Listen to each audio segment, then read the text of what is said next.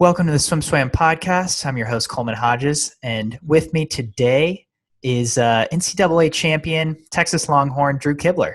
Drew, how's it going? Hello. Good. Thank you for having me.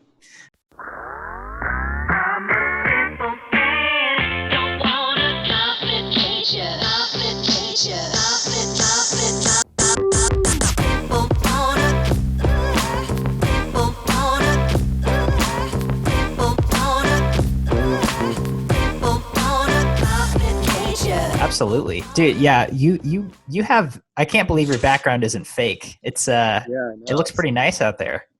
I'm trying to make sure that I don't get the glare in here. Yeah, this is my backyard. I have a nice little woods back here that it's beautiful. I love it. Is that in Austin? No, this is actually in Indiana. I'm in Indiana. Okay, right now. gotcha. This is in Carmel, Indiana. Nice. So I've never been to Carmel. I know it's pretty close to Indy, but is it like that everywhere? Just like lots of trees and lots of outdoors?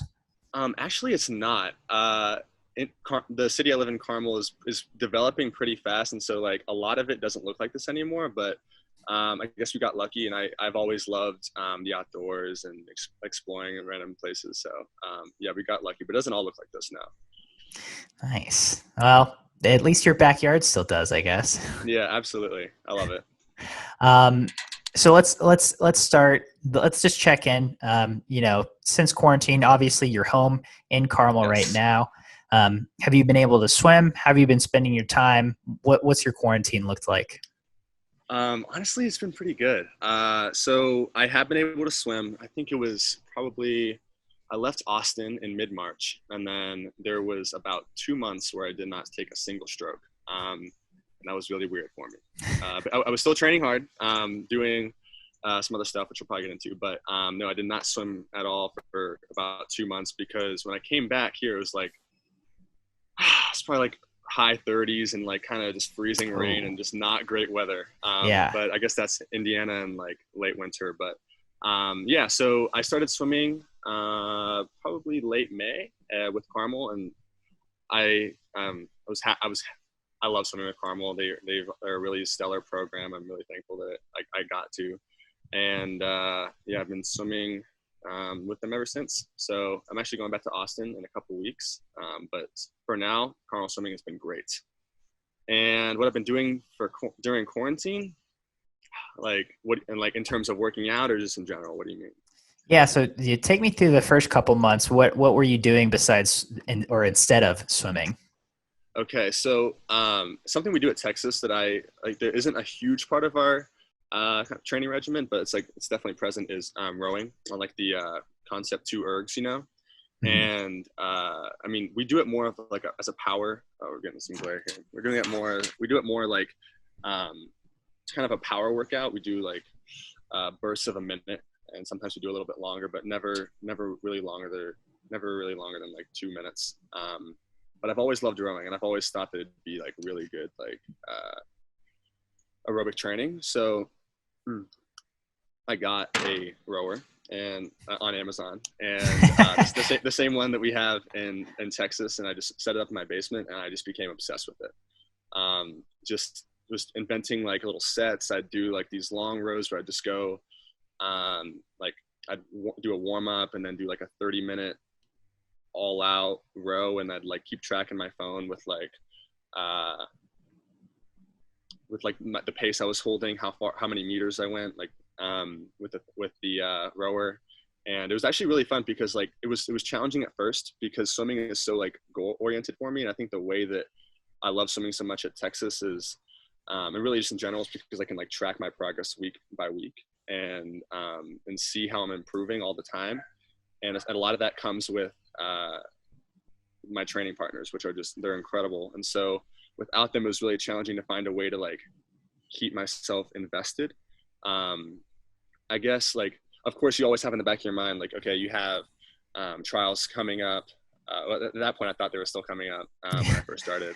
Yeah. But still, I mean, it's a year away, assuming all things still go to plan. And of course NCAA's is less than a year away if all things go to plan. And so I always have that in the back of my mind, but just like I needed a way to like kind of really keep me honest and and determined in the middle of each workout. And I think the way I was able to do that without training partners was just to be really regimented with goals and numbers and stuff of just like ways I would row. And so that was a big part of my workout plan, was just staying really aerobically fit that way, because I have really flat feet. I cannot run. Like, it's just after about 2 miles, like I feel like I just want to keep going like aerobically, but my feet cannot handle it. So I had to do something else. Got some random like weights and stuff. I did some Carmel weight stuff. I did some Texas weight stuff. I did a lot of pull-ups. I learned how to weld with my dad. He welded a little pull. Actually, one of these trees, I have a pull-up bar that we welded like strapped to it. Actually, it's kind of fun to do workouts, like kind of, I don't know, like country style workouts out here sometimes. But so I've been doing a ton of pull-ups and just keeping the strength there. But yeah, that's kind of what I did when I was out of the water. Just a lot of rowing and random lifts. Yeah. So you mentioned you learned how to weld. Any other hobbies, or, how'd you spend your time other than that? Well, I spent, like when the quarantine was like pretty strict, I spent a lot of time painting. I love art and creating and stuff like that. And so that was a majority of what took the majority of my time, and also just spending time with family. Like it was really, really cool to be back home again. Like they say, you don't know what you got till it's gone. And I mean, it's so true, but it was really weird to have that feeling of not knowing what you had till it's gone my first year at Texas, and like kind of like just reflecting on how awesome my family is and how thankful I am for them. And then to all of a sudden be like granted another, going on 5 months with them out of nowhere. And so like, it was really, really cool. And I was really happy to soak up that time. So yeah, I guess just a lot of art, family time. And then, later when things started opening up, just hanging out with some close friends I have here, so that I honestly didn't know like when the next time I'd be able to spend some quality time with them again. So again, I was lucky to have that as well. So yeah. Is there a certain style that you paint, or a subject you like painting? Where do you start with that? Well, there was this one, I really like YouTube. Like YouTube is like my thing. Like I'm not super into like watching like TV shows on Netflix or like social media or like Instagram and TikTok or whatever. Like I love YouTube. And there was this one YouTuber that did graffiti, and it was like, it wasn't really graffiti. It was like these giant urban art murals. I thought that was so cool when I was 17. I saw that. And so I got these huge sheets of plywood that I just had laying around, like because I'm again like kind of always like building stuff and like random things. So I got these huge sheets of plywood and just started painting these like big things with some leftover house paint that I had like lying around from when we were refinishing our house. And because I was like, I want to paint something big. And so that's kind of my style. It's just like just kind of bigger pieces on anything but canvas. Hopefully, I like doing painting on random things. I like painting shoes and stuff like that. So yeah, my favorite one I personally have done is one of a ship. It was like a ship, like when this like kind of like right before like a storm was hitting. So that was on a big piece of plywood. Nice. Thank you. I know that you were, at least at one point, you were pretty into photography as well, right? Yes. Yeah. I still do that. I really enjoy it. I haven't done it as much lately. I think it's because like a lot of my painting stuff was here, and so like I didn't get to do that as much in Austin, like because obviously need some more space that I couldn't do in the dorms. So photography was like my kind of go-to thing in Austin, and there's so many beautiful places and so many sources of inspiration there. So so yeah, photography was huge for me, especially in Austin, and it still is. But I've been also enjoying the time, kind of going back, I guess, to the roots a little bit, painting here. But yeah, no, actually, I have taken a few pictures here. Just haven't really shared. I've just been like working on random little projects by myself. Yeah. Is something in the creative world like that something you would want to pursue later in life in one form or another? Have you thought about that ever? Yeah, it's funny you asked that. Like some people ask me that, and I'm not really sure, to be honest with you. I really like that. I don't want it ever to become like a job, or like feel like a job, or I want it to always like stay like might sound a little bit corny, but I want it to stay a passion. And if it becomes like a job or a business and gets tied to it, I guess I'm afraid of that. And I'm always like open to the potential of that. So I guess if something came along that seemed just right, but I think for now, like, I really like the idea of just kind of doing it whenever the inspiration hits. And if I don't want to, I don't have to, but if I do want to, I can. Seems organic. That seems like a sound Yeah. a sound decision, or a sound path to follow. At least I know in my creative endeavors, I think I've tried to follow a similar path, except for this job, which kind of Well, combines this both is definitely things. a creative outlet in a way, for sure. Yeah, it's good, and it's been fun. Do you have a major at UT? Yeah, I'm a psychology major. Ooh. Do you have something specific you want to do with that, or you just find it interesting? Well, I absolutely find it incredibly interesting. I remember in high school I took an AP psychology class, and I was originally planning to go into aeronautical engineering, and then like I kind of had a realization. I was like, I don't know if this is for me. Like I still think it's super cool, but like I'm not quite sure. And then when I took this AP psychology class, I loved it. It was amazing. And like, I could read the textbook like it was like a novel or something. Like I really, really enjoyed it. And like, I still remember, I almost wish I had the textbook again. Cause like, I really loved reading this, and cause I think it's so fascinating. So yeah, I do think it's just a cool thing. But also like originally when I decided I wanted to make that my major in Texas, like my original thought was going into it was like, oh, I'd love to be like a psychologist or a therapist or something like that. But I think as I learn more about it, I see that there are so many different options that I'm just kind of eager to stay with it and see what kind of opportunities present themselves. And like, especially as some of my older friends like start to move toward careers, it's really cool to see how much it can just kind of like your career can just materialize. And it's like, it might not be exactly what you planned. And so I think I'm just keeping that in mind. That's a possibility. Like that what you have set in stone, like when earlier in life might not always be the case. So of course I do think it'd be really, really cool still to be a psychologist / therapist or whatever that might be. But I'm just keeping in mind that there are definitely a lot of cool psychology related um, fields that I would think I could be really interested in as well. Yeah.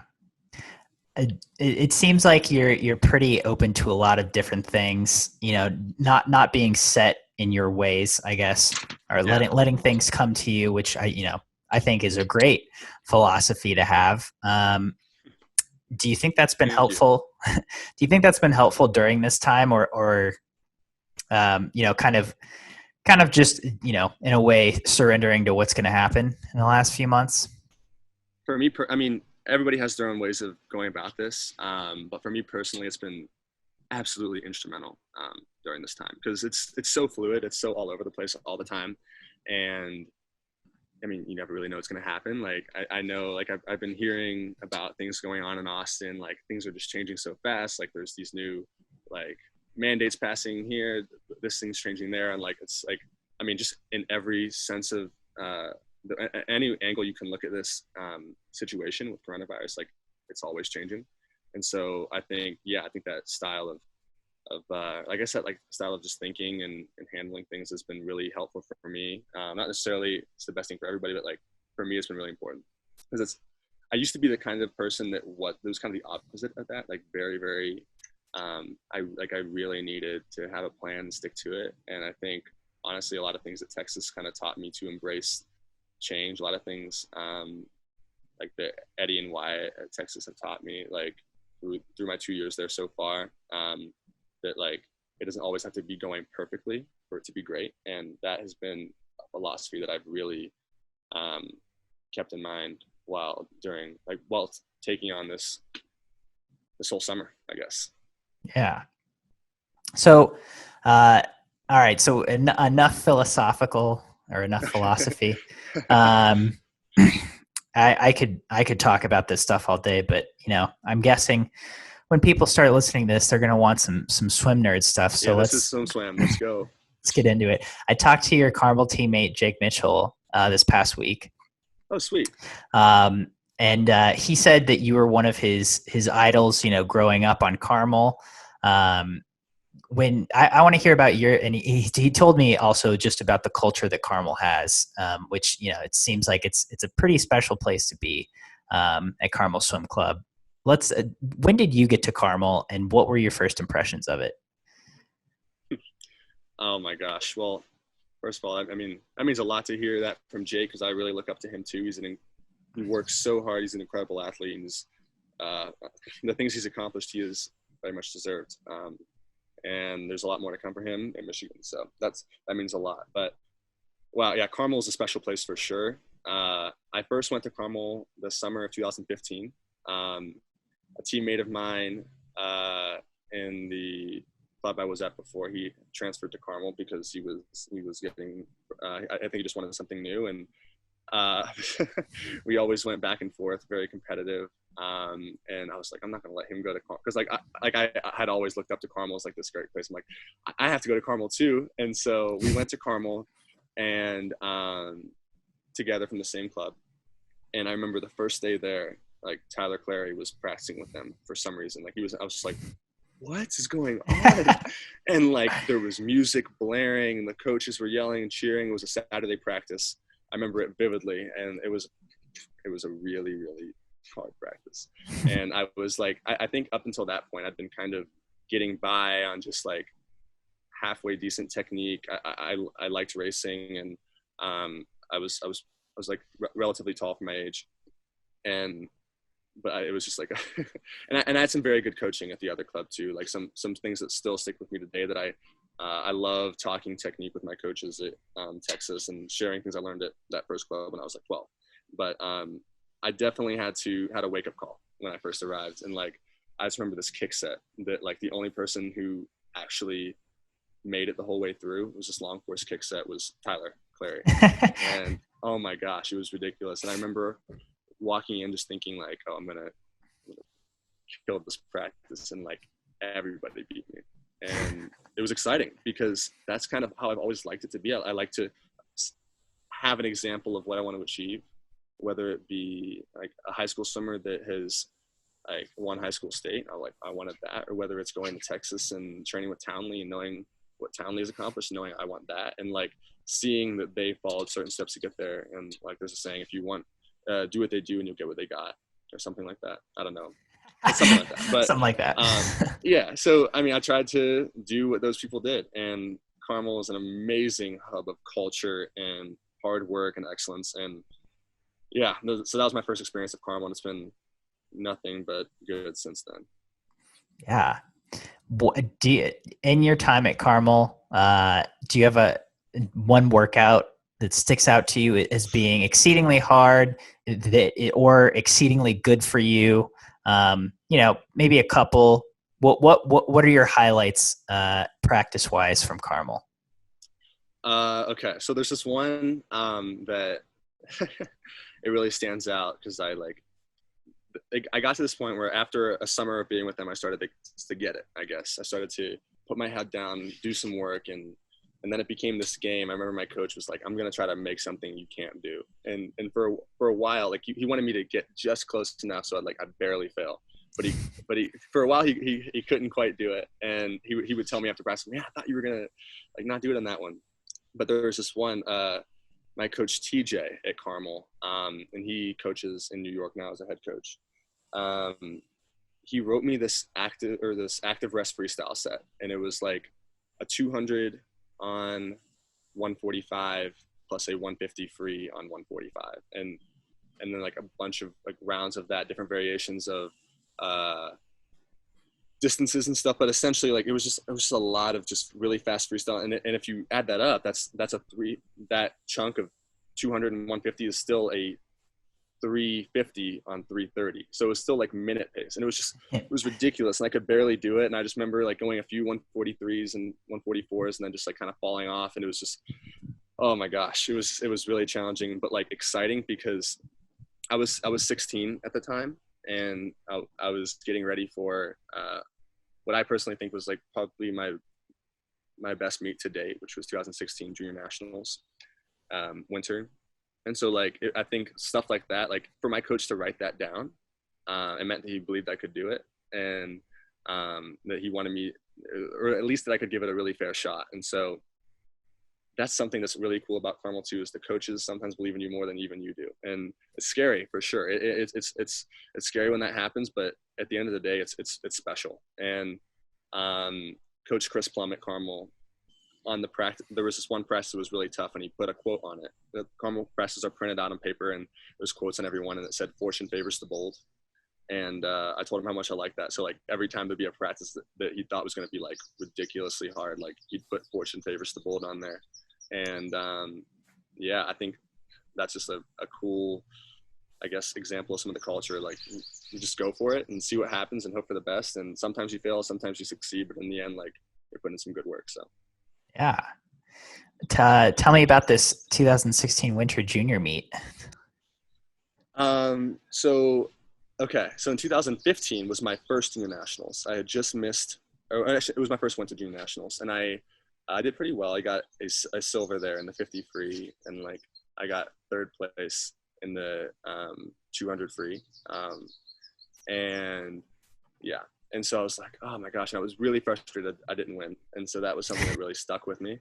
Mm-hmm. And I don't think I took more than 2 or 3 days off from that time until the next Winter Juniors, because there wasn't any time off after the winter season, and then after the summer season, I went to Junior Pan Packs in Hawaii, Mm-hmm. and just kind of went right into it because I was like, I was mad I didn't win anything. And so at that 2016 Winter Juniors, that's what I believe to be like the meet where I started to believe that I need to start, like, I was capable of accomplishing some things to be proud of, because I knew I wanted to break Maxime Rooney, who I fortunately enough get to train with now, or I will soon again. Looking forward to that. But I wanted to break his 200 free 15-16 national age group record, leading off the 800 free relay. Mm-hmm. And it was like a 134.6 maybe, something like that. And I went a 133.3. And so that was pretty exciting. And Safe to say you broke it. Yeah. But the cool thing was like I remember vividly like just being excited and not having a time goal. Just saying, I remember telling my coach, I'm going to go fast. I really feel like I'm going to go fast. And then the next day I broke the 500 national age group record. It was held by Matthew Hirschberger, and I went a 4:15. And then at the end of the meet, by the end of the meet, I had won the 50 through 500 free, which was pretty exciting to me. And I guess exciting to Eddie at Texas. And so that was something I ended up talking about later once recruiting was allowed. But yeah, so that was kind of, I guess, my breakout meet, and it's something that I kind of turn to every once in a while for like to reflect on like what my mindset was like there. And like I just remember being very confident and very excited and very happy and just wanting to have fun. And so yeah, that was what I think was one of my most successful meets. Was at that meet, was the 50 and the 500 on the same day? Yeah, it was. 500 first. And so honestly, my opinion, I don't know, this might honestly to any, I used to say swim nerds out there or coaches or whoever, like I don't really train for the 50, and I feel like all of my 50 training is purely in the weight room. Mm-hmm. In Texas, I kind of train like an upper middle distance swimmer, or I do upper middle distance, sometimes distance, and then I lift like a sprinter, or at least I try to. And I honestly, I think that's just kind of what it is. So I've always really focused on the longer stuff, but yeah, the 500 and 50 run the same day, and I just warmed up for the 500 and then did a few fast starts and just focused on the 500 mainly, and then after that, just gave it everything I had in the 50. Hey, there you go, swim nerds. From Drew Kibler, the guy who goes, I mean, you probably have the fastest 50 and 500 free, maybe in history on composite, you know? Maybe honestly, I bet you that's probably Townley. But maybe you never know. That's a good point. Because I mean, Townley's done his fair share of 18 splits, but and his 408 that he ripped a few years ago. But yeah, maybe. And honestly, I still kind of want Eddie to let me do another 550 double someday, but we'll see.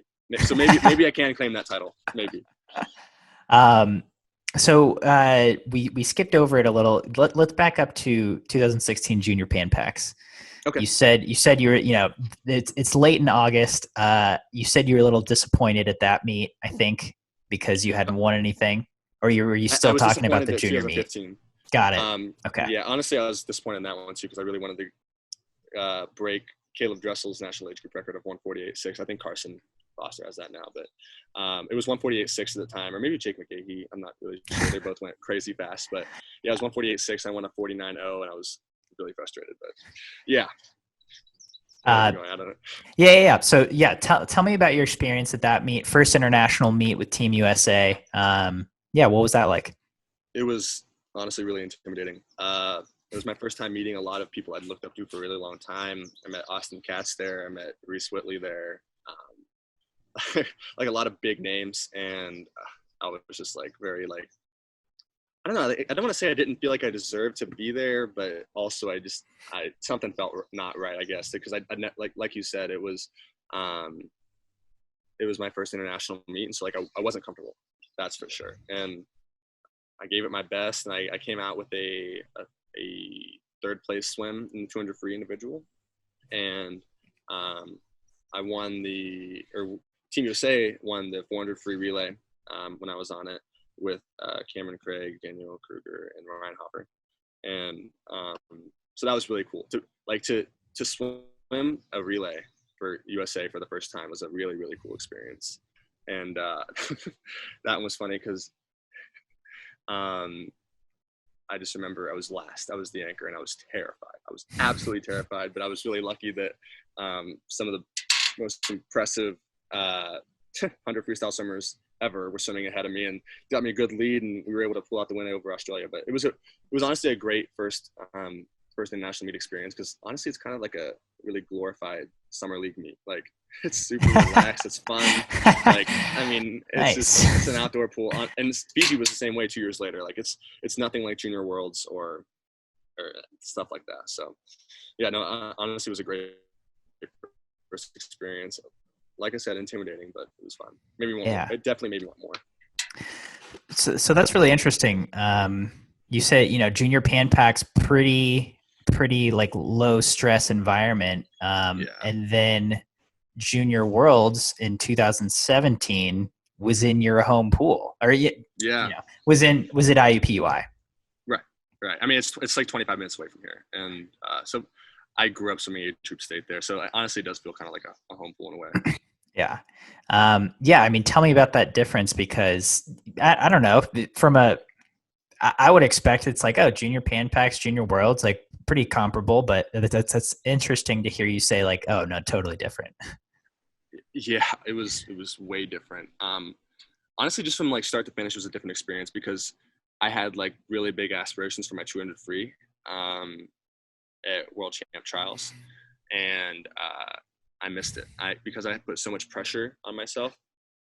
Excuse me. Because I put so much pressure to do some big things, I just choked hard, and so I had to kind of do some like damage control and like find a way to make the team in another event. And so I ended up going for the 100 back 100 fly, which is a little bit out of my comfort zone, but I mean, I guess it was an exciting switch up.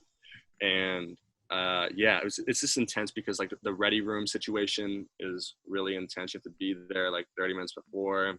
So many more countries, so many more like levels of like honestly like security clearance and stuff. Like I mean, it's kind of like a real deal meet in a way. Like it reminded me a lot of like Pan Am's, and that's the highest level that I've ever personally competed at. But it was just a much more serious experience with USA. Yeah. What did you leave that meet? How did you leave that meet feeling? How did you feel about your performances there?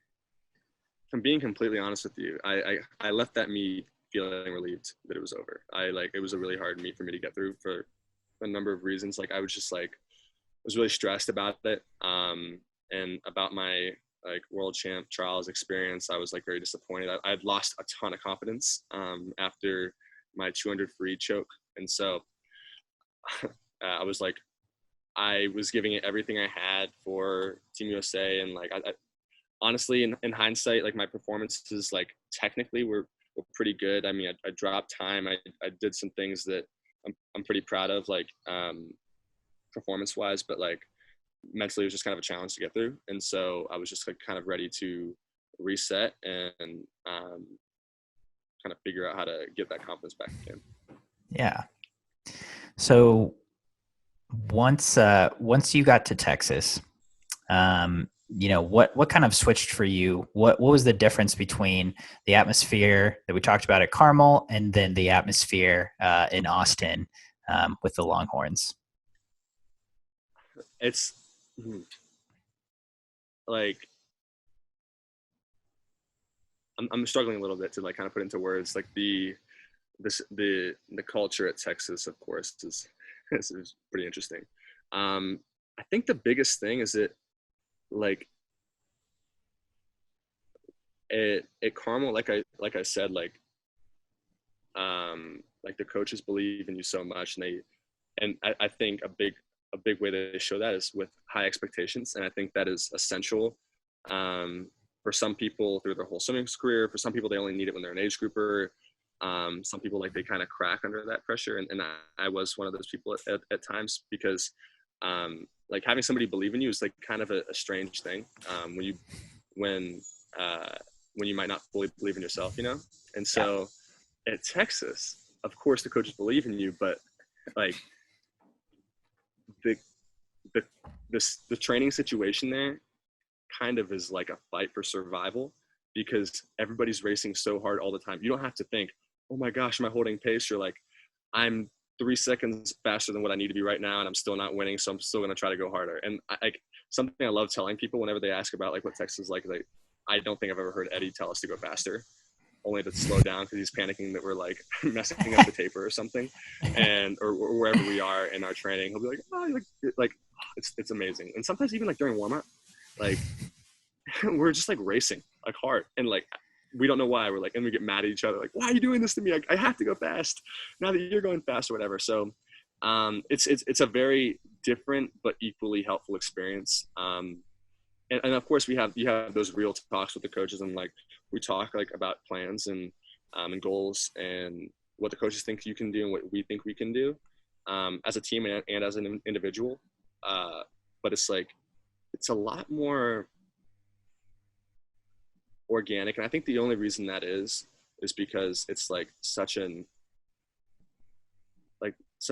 history of like excellence. I feel like through Eddie for over 40 years, like kind of sculpting the culture. And I think Carmel's perfect for like, it was a perfect thing for me and for so many people, obviously, because like they have such a trend of just great success. But like I was ready for a college experience, you know, like it's definitely like an elite age group experience. I needed to graduate from that, I feel like. Yeah. So let's talk between your freshman year, which, you know, on paper, you scored in 3 events, I think, at NCAAs. You were NCAA champion. Was that, did I misspeak? Oh, I'm not sure. I'm just kind of reflecting on it and like thinking back to it as you talk. Okay. Keep going. Yeah. You, on paper, from an outsider, it seems like you had a successful freshman year. You know, this year we didn't really get to see, you know, everyone at full speed at NCAAs. Mm-hmm. How did you feel that this year was different for you compared to last year? It was very different. Like I had pretty high goals last year for myself, and something I do pretty regularly is set goals that I end up missing, and which I think is kind of a recipe for success, but also disappointment. And so you kind of have to manage it because it's a fine line, because you want to aim high always, but like you can't aim so high that you like feel like you can't do anything. So, but that was me freshman year, and so I left NCAA's like most people on Texas pretty frustrated. And honestly, it was more at ourselves because there was just nothing like Cal put together such an incredible meet, and it was like it was a really crazy thing to be a part of and watch them just show up event after event and just absolutely kill it. Props to them. It was amazing. But we were frustrated, of course, because you get it. You guys did great. Okay. Yeah. Well, no, it's just like, it's not that we were frustrated they did great. We were frustrated that we didn't give him a better fight maybe. And like, because I mean, we all felt we could have been better. And I think that's just kind of some part of the Texas culture. But I think the difference is, like I said, we all had high goals, but when I sat down with Eddie and Wyatt for my beginning of the year meeting, I like didn't have a single time goal. Of course, like it'd be unrealistic to say that there was nothing that I want. Like if they said hold goal 200 pace, like I'm gonna hold 29 or 129 pace. So I'm gonna try at least, but you know, or like sub 130. But I wasn't going into the meets thinking I need to do this so I can go this time. And I think it was a lot more process oriented, which is actually something that was a big part of the Carmel experience, is like work the process, work the journey, and the result will come. And so that was a big difference for me. At Texas, I had to kind of relearn that almost, and focus on the things that mattered to me. And I think that things were shaping up to be really good at NCAAs. The team was pretty good at Invite. We had a lot of really great breakout swims, a lot of athletes. I mean, everybody worked so hard, and we were just really excited to see what would happen with the full taper. And the winter training that we had was just unlike anything I've ever seen, heard of, or been a part of. And so we were excited and a little frustrated that we never got a chance to fully taper and show what we were made of. But honestly, I think that might even just add to our, like, I don't know, add to our team culture, add to our bond, and hopefully add some fuel to the fire for what's to come with training. So I'm excited. No hard feelings to coronavirus. We're taking our chances to race, but because we put in some serious work. You mentioned winter training. I remember being there. I think it was in January for the Eddie Reese invite. Mm-hmm. Yeah, I remember that. Okay, and I heard all these rumblings about what you guys did on New Year's Eve, and I remember there were some pretty crazy sets thrown out. I think Ryan Hardy did like 30 or 40 100s kick 40 on 115, 110. 115. It's probably 115. I don't know. I mean, either way, 110, 115 is crazy. Yeah, it's like 40. And we had to stop him because Eddie was scared. Right. So I mean, we were all kind of scared. We're like, oh God, what's he gonna do to himself? Yeah, crazy, incredible things. Like our distance guys did 50 100s on a minute, which is just really impressive. Even Will Lacone, he wanted to, obviously he's post-grad and a pro, but he wanted to see what he can do with the distance guys. And he's a breaststroker and IMer. He did 30 100s on a minute, which really, really impressive. And the thing that I will never forget is Sam Pomaevich doing like an Eddie Reese Classic is doing 2050s fly on 35 short course. Mm-hmm. And I have never personally achieved it. Unfortunately, I've only gotten 18, which is painfully close. Man. I don't know why I can't do it. Like everybody's like, come on, but whatever. But so he was going to go for 40. And so he was holding 28s the whole time. He hit 40 and then kept going. We're like, oh, he'll stop at 50. He kept going. Oh, he'll stop at 60. He kept going. The only reason he stopped again was because Eddie forced him to stop, and he was mad too. He did not want to stop at all. And sorry, the glare is a little annoying. He did not want to stop at all, and he stopped at I think 68, which was just, I mean, 68 50s fly is just. But it was like something we were like, this is gonna go down in some Texas lore to tell people for years. All the stuff that went down that day, but pretty cool. It was pretty cool. No kidding. Yeah. So what did you do that day? I did the 2050s and and you got 18. Okay. Gotcha. Yeah. Gotcha. Sorry. Okay. No. That's I would just wanted to confirm. Yeah. Maybe this year. Maybe there's always this. Alex Zettle's trying to get me to do the 5100s. Maybe I'll give that a go. So which do you think you have a better chance of making, the 5100s on a minute or the 2050s fly on 35?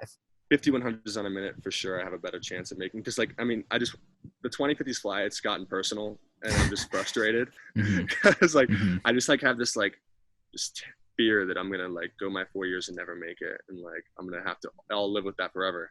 So I'm gonna have to do it again. But then maybe after that I'll try the 5100s. Gotcha. I'll live with that forever. All right. So to wrapping this conversation up, moving forward, what are you looking forward to about getting back on campus, about training again with Texas, and have you thought about just kind of what moving forward might look like and what you might want it to look like? Yeah. I've thought about it like since I left, for sure. It's been cool because we've been like the team and I and everybody's been like keeping in touch, and we like hear about like things that are like one of my favorite things to hear from my teammates is what our incoming freshmen are doing. I hear they're doing some like really impressive stuff. I hear like it's exciting, but looking forward, I mean, I'm just excited to be refreshed, and like I said at the beginning of the conversation, like you don't know what you have till it's gone. Like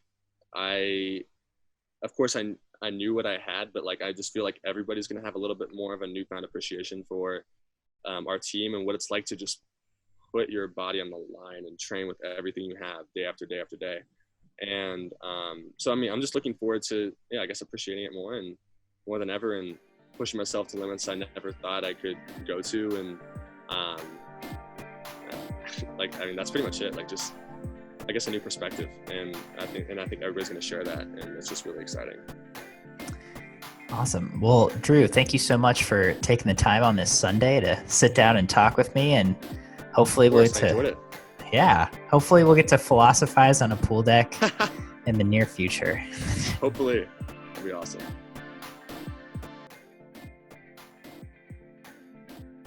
You've been listening to the SwimSwam podcast. Stay tuned for new episodes every week. You can take SwimSwam podcast on the go by subscribing on your favorite podcast platform. Look for links in the description below, and be sure to subscribe to our YouTube channel for more videos as well.